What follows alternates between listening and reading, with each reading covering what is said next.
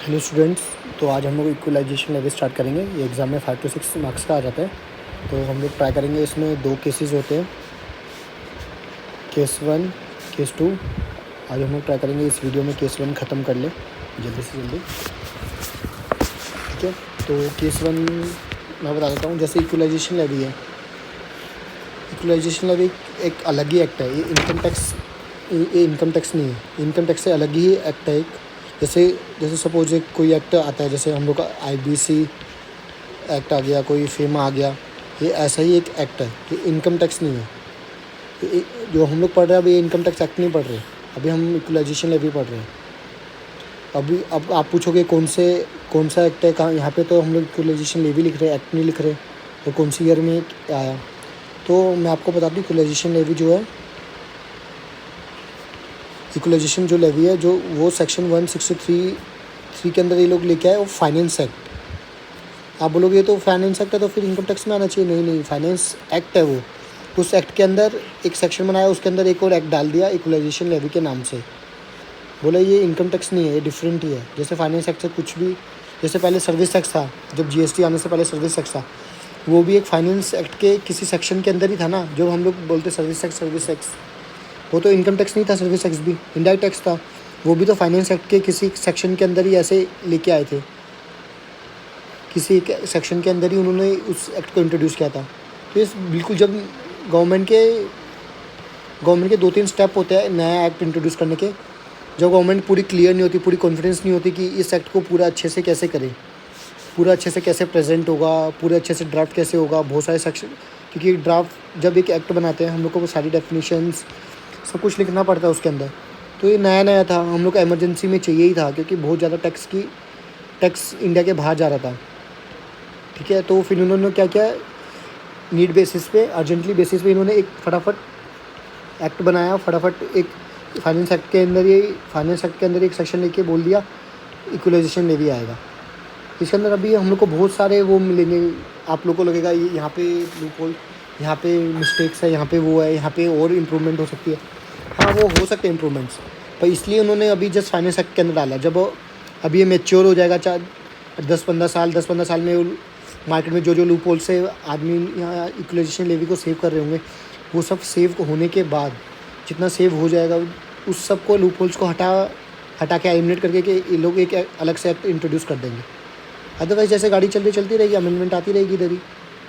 तो सबसे पहले हम लोग को समझना पड़ेगा ये इक्वलाइजेशन लेवी है, एक अलग से एक्ट है वो, ठीक है। अलग से एक्ट है। और एक्ट कहाँ पे ये सेक्शन 163 ऑफ फाइनेंस एक्ट 2016, ठीक है। हम लोग को ये नहीं बोल सकते इक्वलाइजेशन लेवी एक्ट 2016, नहीं। हम लोग को ये इसी सेक्शन में बोलना पड़ेगा। इक्वलाइजेशन लेवी लगता है इस वाले एक्ट के अकॉर्डिंग, सेक्शन 163 फाइनेंस एक्ट, ठीक है। अब हम आते हैं, हमें इक्वलाइजेशन लेवी की ज़रूरत क्यों पड़ी। देखो, इक्वलाइजेशन लेवी आने से पहले क्या हो रहा था। जैसे फेसबुक है। अच्छा, मैं आपको बता दूँ, प्रैक्टिकल लाइफ में ना इक्वलाइजेशन लेवी को हम लोग जितने भी प्रैक्टिकल लोग हैं, इसका इंटेंशन ही यही था लेके आने का। जब गवर्नमेंट भी जब इसको बना रही थी ना, फटाफट 2016 में लेके आ रही थी फाइनेंस एक्ट के अंदर, गवर्नमेंट का भी इंटेंशन यही था कि इसको बस फटाफट ले आए। क्यों? वो लोग फेसबुक से टैक्स कलेक्शन करना चाहते, फेसबुक से, ट्विटर से, एक्सेट्रा जो भी ये सब ऑनलाइन पोर्टल है, जो भी ये यूएसए की सोशल मीडिया साइट्स है, ये लोग से टैक्स कलेक्शन के लिए इफेक्टिव वो क्या कहते हैं, इक्वलाइजेशन लेवी लेके आए।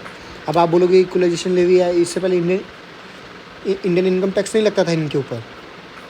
देखो, होता क्या था कि इंडियन इनकम टैक्स जब लगेगा ना, जब इंडिया में इनका पोयम होगा। पोयम मतलब क्या होगा, इफेक्टिव प्लेस ऑफ मैनेजमेंट इधर होगा, प्लेस ऑफ मैनेजमेंट इंडिया में होगा। पर इंडिया में तो प्लेस ऑफ मैनेजमेंट इनका है नहीं। फेसबुक में तो इंडिया में कोई ऑफिस ही नहीं खोल रखा, कोई ऑफिस ही नहीं है फेसबुक का इंडिया में ना कोई ऑफिस है, ना कोई ब्रांच है। ये लोग क्या करते हैं, बस ऐसे ही हम लोग को बस ऑनलाइन पोर्टल है, ऑनलाइन फेसबुक है। जैसे ये इंस्टाग्राम हो गया, फेसबुक हो गया। ये लोग ये लोग ने खोल रखा है, और ये लोग जानबूझ के इंडिया में ऑफिस नहीं खोलते। क्यों? इंडिया में ऑफिस खोलेंगे तो इंडिया में इनको टैक्स देना पड़ जाएगा। इंडिया में ऑफिस है ही नहीं इनका, नो ऑफिस।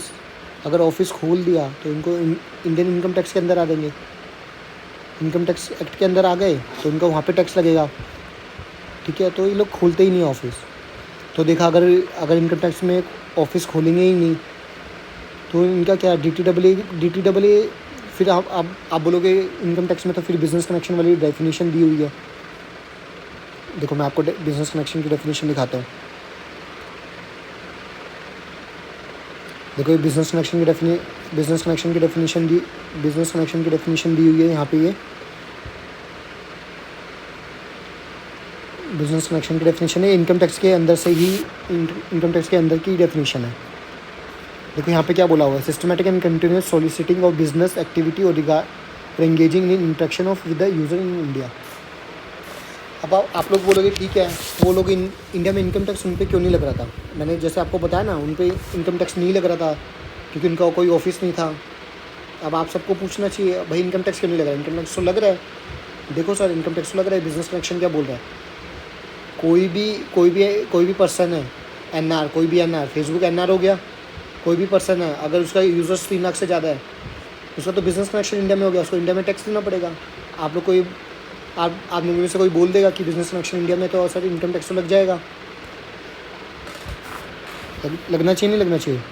पर नहीं, बिज़नेस कनेक्शन हम लोग बिज़नेस कनेक्शन कब देखते हैं, when we see business connection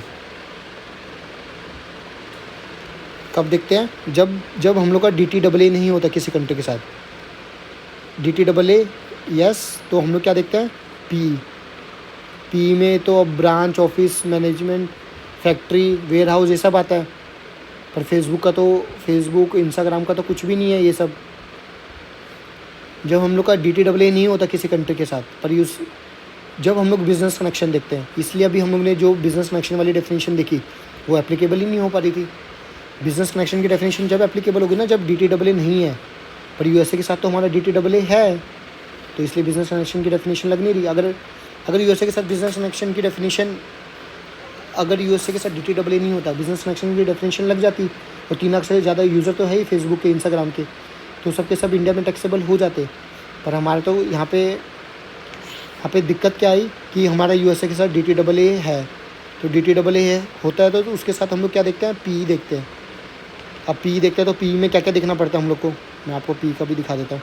देखो, अगर PE होता है तो PE में हम लोग को क्या क्या देखना पड़ता है। PE में देखना पड़ता है कि प्लेस ऑफ मैनेजमेंट किधर है, ब्रांच किधर है। ना फेसबुक, इंस्टाग्राम का ना प्लेस ऑफ मैनेजमेंट इधर है, USA में बैठे हैं वो लोग, ना ब्रांच है, ना ऑफिस है, ना फैक्ट्री है, ना वेयर हाउस है, ना सेल आउटलेट है, ना वेयर हाउस है। ऑयल, मिनरल गैस ये सब तो हो ही नहीं सकता फेसबुक का इधर।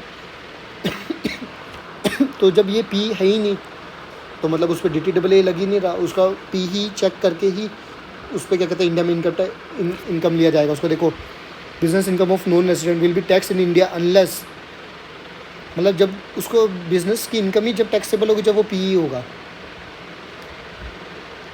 अगर देखो यहाँ पे लिखा है ना, जब PE है ही नहीं तो हम लोग उसको टैक्स नहीं ले पा रहे थे। अगर उसकी ये सब होती तो जब जाके हम लोग उससे टैक्स ले पाते।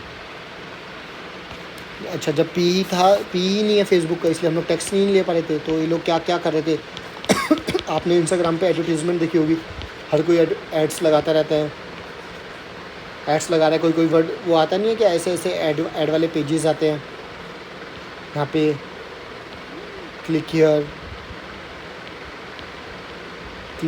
ज्वाइन वेबिनार के कितने सारे वेबिनार के आते हैं, वेबिनार ज्वाइन करो 99 रुपीज़, ये सब रुपीज़।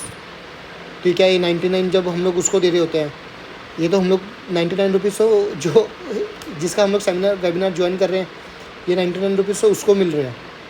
पर ये आपको 99 रुपीज़ वाली एडवर्टीज़मेंट दिखने के लिए, शो करने के लिए, उसने इंस्टाग्राम को पैसे दिए होंगे, इंस्टाग्राम, फेसबुक, यूट्यूब को पैसे दिए होंगे ना, हाँ, कि मेरा ये वाले वेबिनार की एडवर्टीज़मेंट करो, मैं 99 रुपीज़ में वेबिनार बेच रहा हूँ, आप लोगों को बताओ कि मैं 99 में बेच रहा हूँ। अगर आप ये सब लोगों को बताओगे, मैं आपको 50,000 रुपये दूँगा। बताओ लोगों को, 50,000 रुपये में से लो और सबको बोलो मिस्टर XYZ का वेबिनार देखो 99 रुपीज़ में। मैं आपको 50,000 रुपये दे रहा हूँ। तो हमें ये फेसबुक इंस्टाग्राम क्या करता था, ऐसे 50,000 रुपये, किसी से 10,000 रुपये, किसी से 500 और किसी के 100, मतलब ऐसे ऐसे पैसे लेता रहता था एडवर्टीज़मेंट के नाम पे, क्योंकि ये लोग एडवर्टीज़मेंट सर्विस प्रोवाइड करते हैं ना, एडवर्टाइजमेंट सर्विस प्रोवाइड करते थे। तो गवर्नमेंट ऑफ इंडिया ने देखा ये तो बहुत अर्जेंट है, ये तो एडवर्टीज़मेंट से लाखों करोड़ रुपए, मतलब कम से कम 50,000 करोड़ का रेवेन्यू एडवर्टीज़मेंट से इनका रेवेन्यू जनरेट हो रहा है इंडिया से, और इंडिया में एक भी टैक्स नहीं दे रहे। क्यों? क्योंकि इंडिया में पी ही नहीं है इनका, पी होने के बाद टैक्स मिलेगा इंडिया से, तो इसलिए क्या कर रहे थे, तो इंडिया गवर्नमेंट ने फटाफट अर्जेंट बेसिस पे इक्वलाइजेशन लेवी के नाम का एक टैक्स लेके आया, जो फाइनेंस एक्ट 2016 में है, अंडर दिस सेक्शन 163। ठीक है, अब आपको बैकग्राउंड समझ आ गया। चलो अब हम लोग आगे इक्वलाइजेशन लेवी स्टार्ट करते हैं। अब इक्वलाइजेशन लेवी में क्या होता है, जैसे अब इसको प्रैक्टिकल लाइफ में फेसबुक और इंस्टाग्राम टैक्स ही बोलते हैं। अब देखो यहाँ पे फेसबुक है, यहाँ पे person resident in India, person resident in India. ठीक है, ये कोई भी हो सकता है, आप भी हो सकते हो। आपको अपना कोई वेबिनार चलाना है, DTAA सीखिए, जैसे आपने इंस्टाग्राम पे एडवर्टीजमेंट चला दी, DTAA सीखिए, इक्वलाइजेशन लेवी सीखिए, ओनली 99 रुपीज़। आप तो उनको पेमेंट करोगे ना वो एडवर्टीजमेंट चलाने के लिए। सपोज़ आपने इनको 10,000 रुपये की पेमेंट करी कि मेरा एडवर्टीजमेंट चला दो, 10 रुपये की आपने ऐड चलवा दी, आपके यहाँ पे 99 रुपीज़ का, सपोज 10,000 लोगों ने ज्वाइन कर लिया, 10,000 इंटू, चलो 50,000 लोगों ने ज्वाइन कर लिया, 50,000 इंटू 99, तो सोचो कितना बड़ा अमाउंट हो गया। तो ऐसे करते थे। पर्सन रेजिडेंट ऑफ इंडिया को सर्विस दे रही है, हम लोग सर्विस लेते हैं ना फेसबुक से। और कोई क्या होता है, बाहर की कोई कंपनी है, जैसे इंडिया में है इस्टेब्लिश है, अब बाहर की किसी भी कंपनी का नाम बताओ जो इंडिया के अंदर है अभी, किसी भी कंपनी का नाम। जैसे GoDaddy हो गया, GoDaddy की आपने एडवर्टीजमेंट देखी होगी, देखी नहीं देखी? वेबसाइट बनाओ झटके में, वेबसाइट ओनली सिर्फ ₹500 में वेबसाइट। ये क्या करे, 500 रुपये तो उनकी चार्जेस है ना, सर्विसेज दे रहे हैं वो लोग, सर्विसेज दे रहे हैं ना इंडिया में। ये लोग क्या कर रहे हैं, अपने 500 रुपये चार्ज करें ना, इनको 500 रुपये का सेल्स होगी। अगर हम लोग इनसे वेबसाइट बनवाएंगे 500 रुपये की, अगर आपने GoDaddy से 500 रुपये की वेबसाइट बनवा ली, ये तो GoDaddy अपने सेल्स में शो करेगा नहीं करेगा।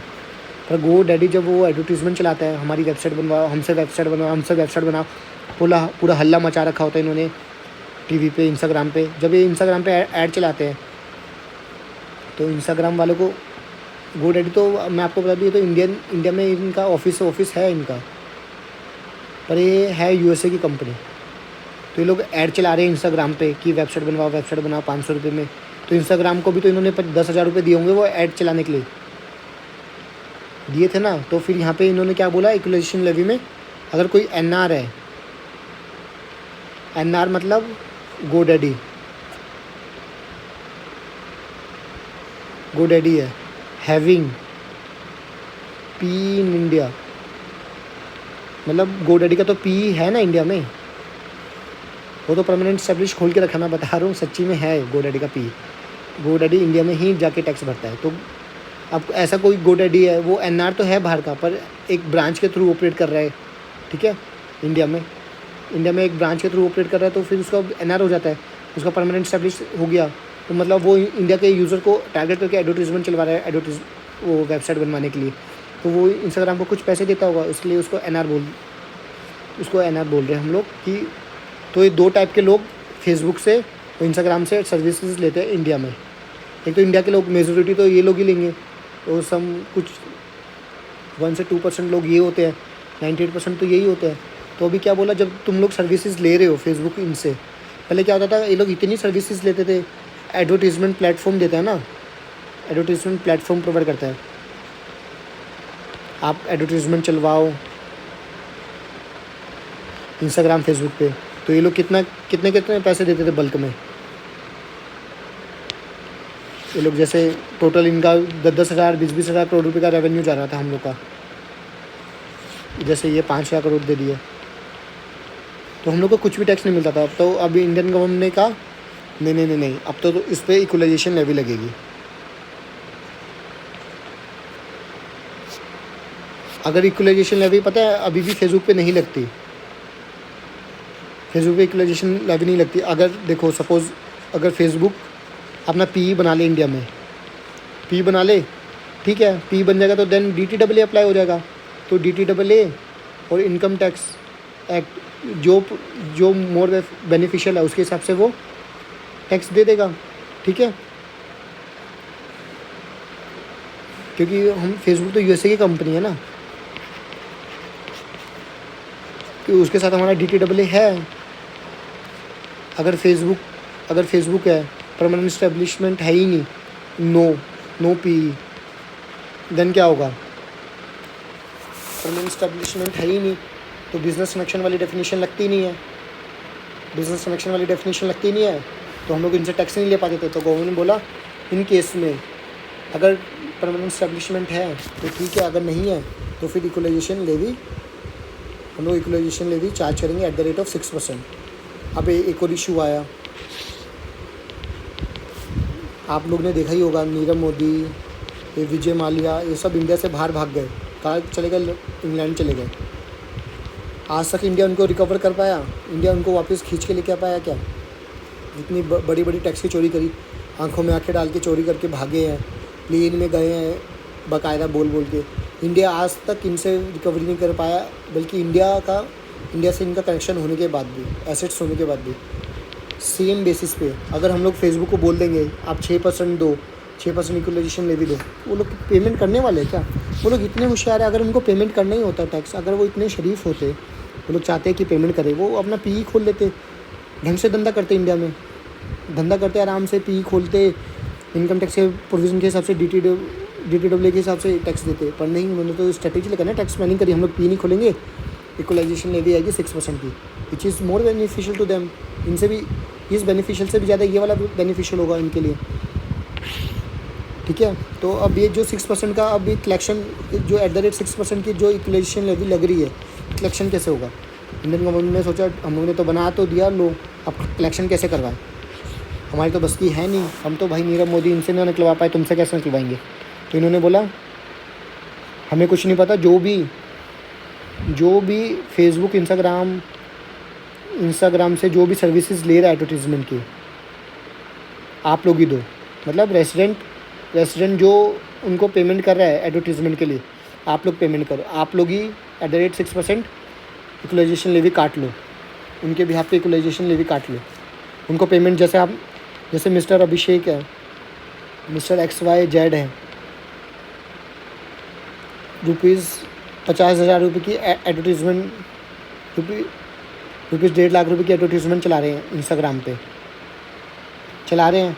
तो गवर्नमेंट बोलती तुम 1.5 लाख की चला रहे हो ना, तो ऐसा करो कि 1.5 लाख में से पहले 6% काट लो, ठीक है। 6% काटने के बाद जितना भी बैलेंस अमाउंट है उतना फेसबुक इंस्टाग्राम को दे दो और बोलो कि इतने की ऐड चला दो, और तुम्हारा जो 6% है हम लोग ने इंडियन गवर्नमेंट को दे दिया। तो ये जस्ट लाइक ऑफ TDS हो गया कि जब हम लोग किसी ऑनलाइन पोर्टल पे, जब किसी भी NR जिसका पी इंडिया में नहीं है, NR not having P in India, अगर उनके पोर्टल पे जाके हम लोग अगर एडवर्टीज़मेंट चला रहे हैं, हम लोग उनको पेमेंट करें एडवर्टीज़मेंट सर्विस के लिए, देन हम लोग को उसका 6% एट द रेट 6% TDS काटना पड़ेगा। एग्जैक्ट TDS नहीं बोलेंगे इसको, इक्वलाइजेशन लेवी बोलेंगे, पर है तो एक TDS का फॉर्म ही, क्योंकि इसको हम लोग को काटना है, ठीक है। तो इक्वलाइजेशन लेवी हम लोग को उसका 6% काटना पड़ेगा। तो इसमें फिर गवर्नमेंट ने सोचा यार अगर कोई तो 10-10 हज़ार रुपये की तो एडवर्टीज़मेंट चलाते हैं ना, छोटे बिज़नेस, हमारे यहाँ से कपड़े ले लो, ये ले लो यार, वो तो 5-10 हज़ार की चलाते हैं। अब उनको हम लोग एक और बोलेंगे, पहले वो GST में 3 रिटर्न भर रहे हैं, महीने में दो रिटर्न GST की जा रही है। अगर थोड़ा सा बड़ा बिजनेस है, एम्प्लॉय का TDS काट रहे होंगे, फिर हम लोग बोलेंगे अब इक्वलाइजेशन लेवी भी काटो, 6% से डिपॉजिट करो इक्वलाइजेशन लेवी, फिर इक्वलाइजेशन लेवी की भी रिटर्न्स जाएगी, ऐसे तो बहुत ज़्यादा हो जाएगा। फिर इनकम टैक्स की रिटर्न जाती है, जाएगी नहीं जाएगी? तो ऐसे यार इतने छोटे लोगों पे ज़्यादा अत्याचार करेंगे तो गवर्नमेंट को बहुत ज़्यादा नेगेटिविटी का सामना करना पड़ेगा। तो गवर्नमेंट ने बोला मिनिमम ₹1 लाख दे रहा है NR को, जिनका पीई नहीं है इंडिया में, then only you should deduct the equalisation levy at the rate of 6%। ठीक है, अब आपको पूरा समझ आ गया। अगर आपने 2 लाख की, आप जब भी फेसबुक पे अपना गूगल एड्स को रिचार्ज करोगे ना, गूगल एड्स का जो अकाउंट है उसमें पेमेंट डालोगे, तो सीधा 2 लाख रुपये, जैसे 2 लाख रुपये 5 लाख रुपये जितना भी तुम ऐड करोगे वो ले लेगा। वो कोई तुम्हें नहीं बोलता कि इक्वलाइजेशन लेवी काट लो एट द रेट ऑफ 6%, आप हमें डिडक्ट करके इतना अमाउंट दो। वो उस केस में क्या होता है, जैसे आपने 5 लाख रुपये उसके अपने अकाउंट में डाले एडवर्टीजमेंट चलाने के लिए, तो आप समझ लेना 5 लाख रुपये 94% है। इसको राउंड अप करके जो अमाउंट आएगा लेस 5 लाख रुपीज़, जैसे सपोज़ 5.5 लाख रुपये आ गया, 5 लाख रुपये आपने उसको दे दिए, तो जो बैलेंस अमाउंट है 50,000 रुपये आप ये गवर्नमेंट को डिपॉजिट कर दो एज इक्वलाइजेशन लेवी। ठीक है, मैं आपको फटाफट अब इसके नोट्स गो थ्रू करवा देता हूँ।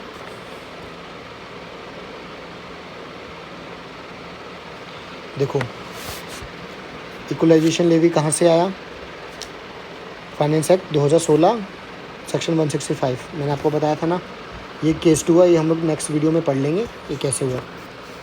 ठीक है, अब आगे बढ़ते हैं। देखो, NR not having P in India, अब बेसिकली अपने नोट्स में लिख सकते हो इसको। फेसबुक के प्रैक्टिकल लाइफ में भी इसको फेसबुक गूगल टैक्सी ही बोलते हैं। इसको फेसबुक अगर हम लोग आप लिखोगे तो आपको जल्दी समझ आएगा। NR not having P in permanent submission, अगर पी होता तो क्या होता, जैसे मैंने आपको बताया था, अगर पी होता तो DTAA लग जाता, DTAA और इनकम टैक्स के हिसाब से वो टैक्स भरता, विच एवर मोर बेनिफिशियल। ठीक है, पर अभी तो पी नहीं है तो टैक्स लग ही नहीं जाते, लोग टैक्स की चोरी कर रहे थे, तो हम लोगों ने इक्वलाइजेशन लेवी लिया, नया एक्ट लेके आ गए, बोलते ये तो इनकम टैक्स है ही नहीं, DTAA में कवर ही नहीं हो रहा है, इसलिए हम लोग लेके आ गए। तो हम लोग क्या हो गया, स्पेसिफाइड सर्विसेज। अभी हम लोग ने, मैंने बोला ना नया एक्ट है, एमरजेंसी में सिर्फ गवर्नमेंट लेके आई कि बस एक बार फेसबुक और ये गूगल वालों से टैक्स फटाफट हम लोग कलेक्शन कर ले।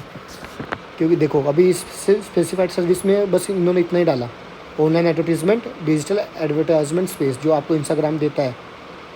ठीक है, अभी गवर्नमेंट के दिमाग में कुछ था ही नहीं, बस ये दो इनको ही सोच के टैक्स बनाया गया, एडवर्टीजमेंट और जो स्पेस प्रोवाइड कर रहा है उन पे टैक्स लगा दो फटाफट।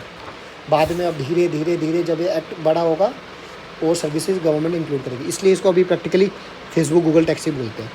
ठीक है, अब कौन कौन इनकी सर्विसेज यूज़ करता है, रेसिडेंट और NR having P in India, इसका क्या एग्जांपल दिया था मैंने, GoDaddy।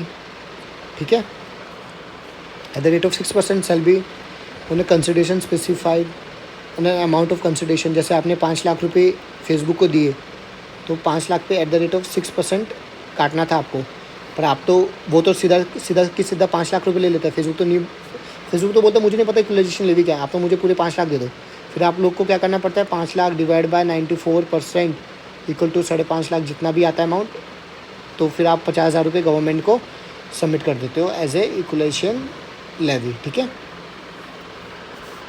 अब देखो क्या होता है, जो भी हम लोग ये एट द 6% हम लोग डिडक्ट करें, वो नेक्स्ट मंथ के 7th ऑफ नेक्स्ट मंथ हम लोग को डिपॉजिट करना पड़ता है गवर्नमेंट के पास।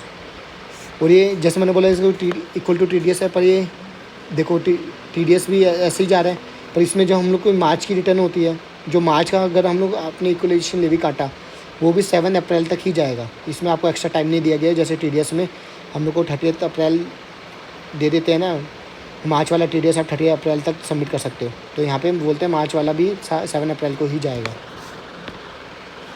और 3-4 केसेस है जहाँ पे ये लगता ही नहीं है, जहाँ पे इक्वलाइजेशन लेवी लगता ही नहीं है। जिसका पी है, अगर पी है तो उस पर DTAA लग जाएगा, फिर तो मतलब नहीं है, वो इनकम टैक्स का प्रोविज़न के अंदर से टैक्स आ जाएगा। हम लोग को तो टैक्स चाहिए ना, अगर पी है तो इनकम टैक्स के हिसाब से टैक्स दे दो, अगर नहीं है तो इक्वलाइजेशन के हिसाब से दे दो। और एक और है, इक्वलाइजेशन कब लगेगा, जब 1 लाख से ज़्यादा का होगा, क्योंकि छोटे छोटे पे लगा दिया वो तो हो गया, वो तो ईज़ ऑफ डूइंग बिजनेस तो चला जाएगा भाड़ में।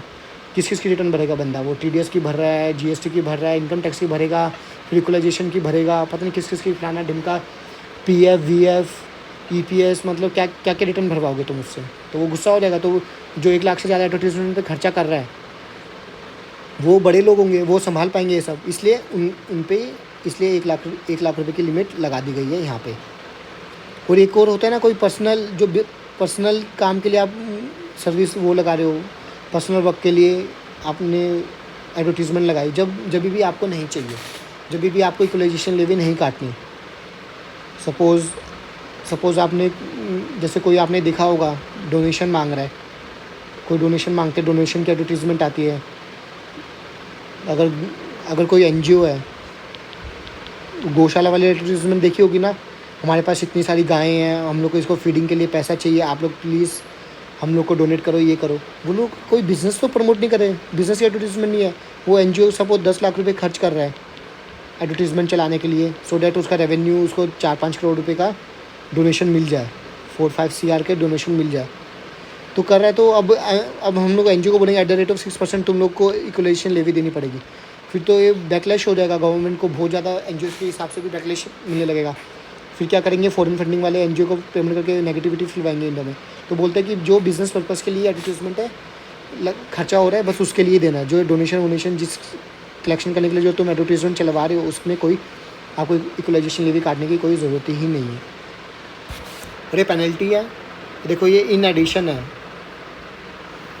अगर आपने बिल्कुल 7 तक, नेक्स्ट मंथ के 7 तक इक्वलाइजेशन लेवी सबमिट नहीं करी, तो आपको @1% और पार्ट ऑफ द मंथ पे इंटरेस्ट लग जाएगा। जैसे आपका 50,000 रुपये का अमाउंट था इक्वलाइजेशन लेवी का, आपने नेक्स्ट 7 तक सबमिट नहीं करी, तो देन 1% के हिसाब से इस पर इंटरेस्ट लग जाएगा। ठीक है, 1% के हिसाब से लग जाएगा इंटरेस्ट। उसके बाद अगर आपने ड्यू डेट तक नहीं करी, इंटरेस्ट तो लगेगा, प्लस आपको 1,000 रुपये as a penalty per day के हिसाब से लगेगी।